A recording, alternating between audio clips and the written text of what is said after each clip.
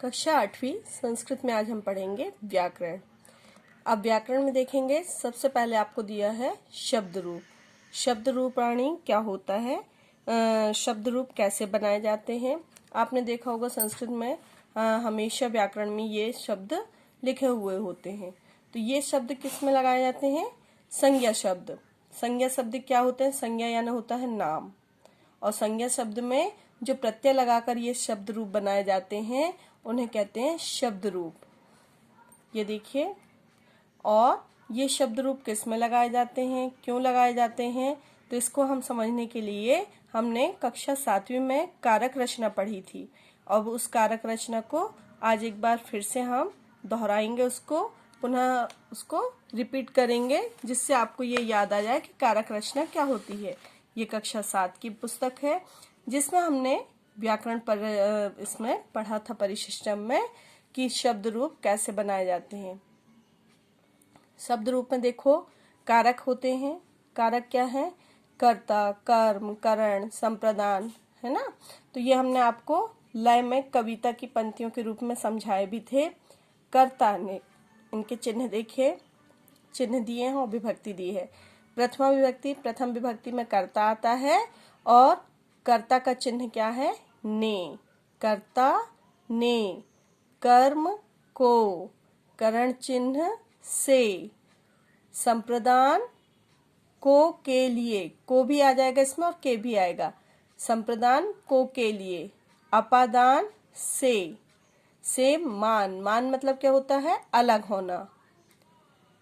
और संबंध का, के, की, रा, रे, री, जैसे हमारा, हम सबका, हम सबके, सबको, हमारा, हमारे, हमारी, इस प्रकार वाले शब्द जो आएंगे वो संबंध कारक होते हैं।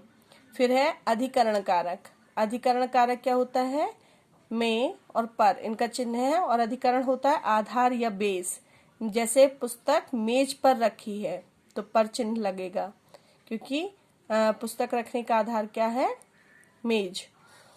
संबंध संबोधना मतलब जिसमें एस्केलेशन मार्क लगा होता है और इसके चिन्ह हैं हे, अरे, ए। तो इस प्रकार ये कारक चिन्ह हैं। कारक चिन्ह के माध्यम से ही ये आपके शब्द रूप बनते हैं। शब्द रूप किसके बनते हैं? संज्ञा शब्दों के। और धातु रूप किसके बनते हैं? क्रिया शब्दों के। क्रिया शब्दों में धातु रूप में तीता हंती लगता है, वो क्रिया शब्द होते हैं। और जो शब्द रूप होंगे, शब्द रूप में किसको लगाएंगे? कारक चिन्हों को। कारक चिन्ह का मीनिंग निकलता है। जैसे हम यहाँ पर पढ़ेंगे देवः, तो देवः कौन सा है? प्रथमा विभक्ति। ये देखिए प्रथमा विभक्ति देवः, और प्रथमा विभक्ति का कारक चिन्ह, कारक क्या है? कर्ता, और चिन्ह क्या होगा? कर्ता ने। तो यहाँ मीनिंग हो जाएगी देव ने, दो देवों ने, बहुत सारे देवों ने। द्वितीय विभक्ति देखेंगे, यहाँ देखिए द्वितीय विभक्ति कौन सा कारक है? कर्म कारक, और कर्म कारक का चिन्ह क्या है? को।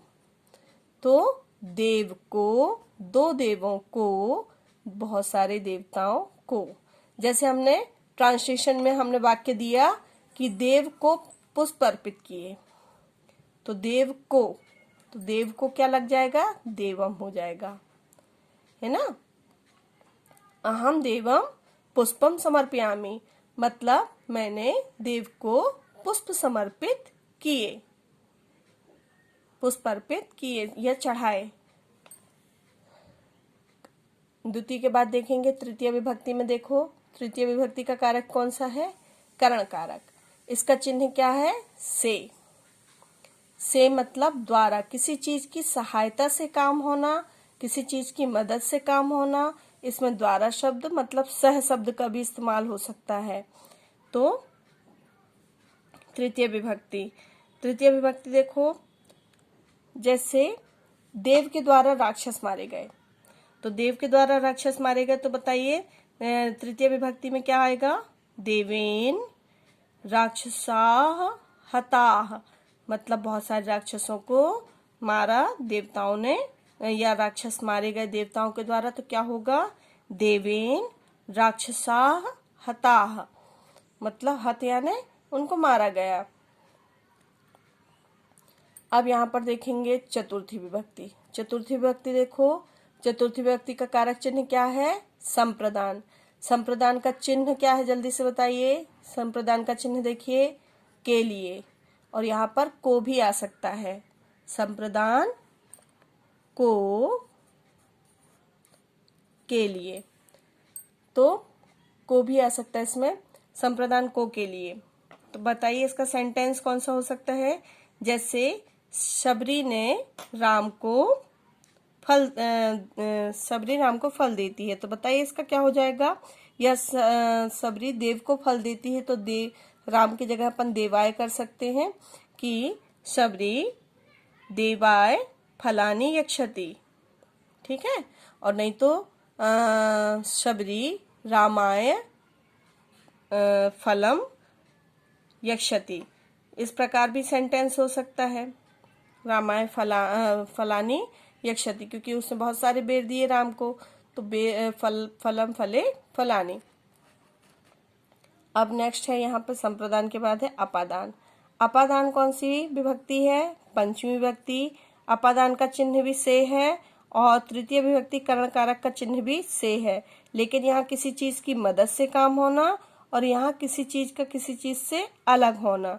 जैसे पेड़ से फल का अलग होना, पेड़ का फल से अलग होना, तो क्या होगा कि यहाँ पर पंचमी विभक्ति का प्रयोग किया जाएगा।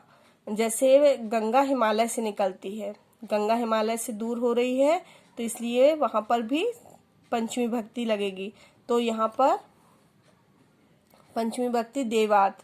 देवात तो किसी से अलग नहीं हो रहे, लेकिन जैसे हिमालय से गंगा अलग हो रही है, तो गंगा हिमालयात निसरति, हिमालय से गंगा निकलती है, तो गंगा दूर हो रही है हिमालय से, इसलिए उसमें हिमालयात का प्रयोग होगा। हिमालयात, गंगा, गंगा हिमालयात निसरति, गंगा हिमालय से निकलती है। अब इसी प्रकार देखेंगे और षष्ठी विभक्ति। षष्ठी विभक्ति कौन सा कारक? संबंध कारक। चिन्ह बताइए। का, के, की, रा, रे, री। ये आपको पीडीएफ में हम एक बार और समझा कर दे देंगे, जिससे आपको याद भी रहे। षष्ठी विभक्ति का बताइए। इसमें देवश्य, तो देवश्य है, इसमें हम और भी शब्दों का भी इस्तेमाल कर सकते हैं। फॉर एग्जाम्पल इसमें बताइए, जैसे का, के, की का इस्तेमाल करके शब्द है हनुमान राम के सेवक हैं, तो राम के साथ के लगा हुआ है, तो राम के, हाँ हिंदी में के अलग हम लिखते हैं, लेकिन संस्कृत में क्या है, इसी में ऐड रहते हैं वो शब्द। तो देवश्य का मीनिंग के, देव के, तो हनुमान देव के भक्त हैं या हनुमान राम के सेवक हैं, तो कैसे करेंगे? हनुमान रामस्य सेवका अस्ति, या हनुमान देवस्य सेवकः अस्ति। देव के सेवक हैं या राम के सेवक हैं, तो देवस्य या रामस्य शब्द का प्रयोग होगा। तो इस प्रकार हम शब्द रूप याद करते हैं। सप्तमी में देखो, मैं पर, चिन्ह क्या है इसका? मैं पर। और अर्थ देखो यहाँ पर कि लोग देव पर फूल बरसाते हैं, यहाँ चिन्ह क्या है? क्योंकि मैं और पर, तो लोग देव पर फूल बरसाते हैं, तो देवे। जनाः, लोग को क्या बोलेंगे? जनाः देवे पुष्पाणि वर्षन्ति, पुष्पाणि मतलब फूल की वर्षा करते हैं। समझ में आ रहा है? तो यहाँ देवे का शब्द इस्तेमाल होगा। तो जो चिन्ह लगता है उसी चिन्ह के आधार पर हम ट्रांसलेशन करते हैं और उसी के आधार पर हम शब्दों का प्रयोग करते हैं। तो इसको क्या कहते हैं? शब्द रूप कहते हैं। जो शब्द रूप होते हैं वो संज्ञा शब्दों के बनाए जाते हैं, और जो धातु रूप होते हैं वो क्रिया शब्दों के बनाए जाते हैं। धातु रूप में प्रथम पुरुष, मध्यम पुरुष, उत्तम पुरुष के आधार पर ती, ती, सी, था, आमी, आवा, आमा, ये वाले शब्द का प्रयोग होता है। जबकि शब्द रूप हमें याद करना पड़ते हैं। हम एक शब्द रूप पुल्लिंग का अकारांत वाला याद करेंगे, तो अकारांत शब्द जितने भी होंगे उनके शब्द रूप ऐसे ही होंगे। जैसे देव अकारांत है, बालकः भी अकारांत है, उसमें भी छोटा अंत में लगा है, इसमें भी छोटा अंत लगा।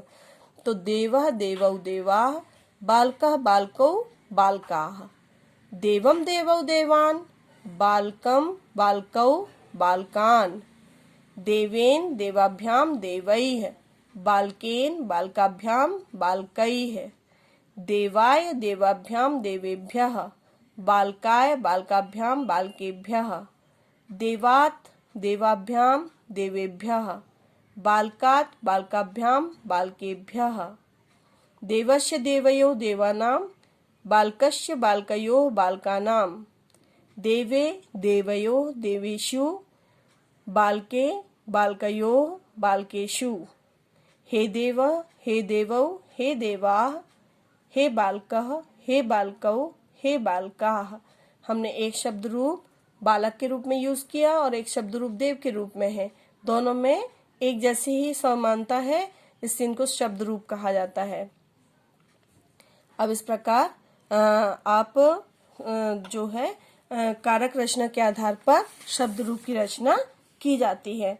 तो यहाँ पर देखिए आपको देव शब्द दिए हैं कक्षा 8वीं में, जिसका मीनिंग भी बताया हमने और प्रयोग रचना भी बताई। इसके बाद आप इन शब्द रूप को याद भी करेंगे और इसको कॉपी में भी लिखेंगे। तो ये अपना व्याकरण का आज धातु रूप पूर्ण हुआ। पीडीएफ में हम कारक रचना भी समझा देंगे उसमें। चलिए, ये पार्ट 1 हुआ। कारक रचना को एक बार हम और रिपीट करके समझाएंगे पार्ट 2 वीडियो में। धन्यवाद।